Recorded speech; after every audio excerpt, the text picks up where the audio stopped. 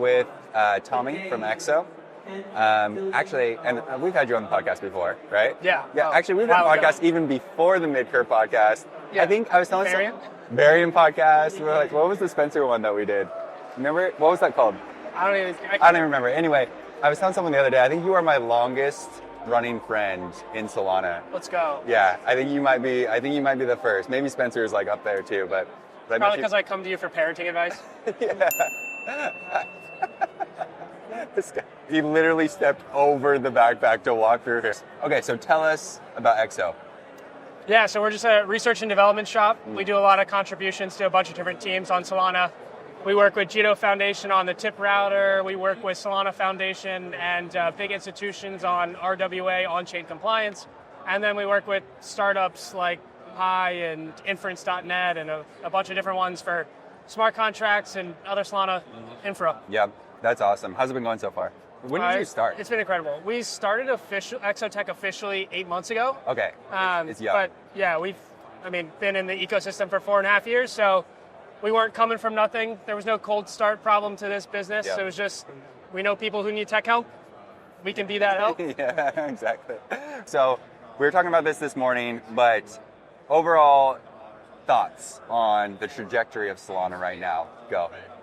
I think it's pretty incredible. There's been a lot of great blog posts in the last, even just 2 weeks from Anza on the modularity of Solana's clients and the consensus network, which I still even need to get into the details, but a lot of interesting things moving in the right direction for how do we improve the network. And then we were talking this morning, but the brand of Solana, I feel like to the outside world right now is it's degenerate, it's meme coins, that's all it is. But what people don't see unless they're actually on the ground is all the work going into RWAs and all the institutions that are investing in Solana. Yep. Can you dive into that a little bit? Is there anything that you could, alpha league or no? I definitely can't alpha league, but there's a lot of institutions, like the big ones that are already working on EVM chains or not. The Franklin Templetons, the Apollos, you just saw Camino's announcement. You see Marinade's announcement with institutional stake. And there's a lot more regulated institutions working on compliance. So I can't really give names, but there's a lot of interest and a lot actually investing. Yeah. So is this what you're most excited for coming up? Or what's the thing that excites you the most? I think long term, it's the RWAs. Yeah. Everyone's like, how are meme coins a fad? And there's always going to be someone at the casino. So that's a given. They're always going to be a thing. But they're attracting, volatility and volume, which attracts institutions. And so I think there'll be a lot more ability to diversify portfolios on chain and run very different strategies when you have these different fund structures able to actually tokenize. And then you have the global liquidity pool. A lot of people that have a lot of hurdles getting brokerage accounts, so maybe a little bit easier for them to KYC and get access to things on chain. Yep, that's right. It's funny, it's that's been the meme for so long. Oh, institutions are coming. Oh, yeah. Indeed, it seems like institutions might actually be coming this time. Yes. Sorry. So 2 more tallies and a third. And okay. What was the question? Yeah. Institutions are coming. They've been coming for a long time. I just said, yeah, exactly.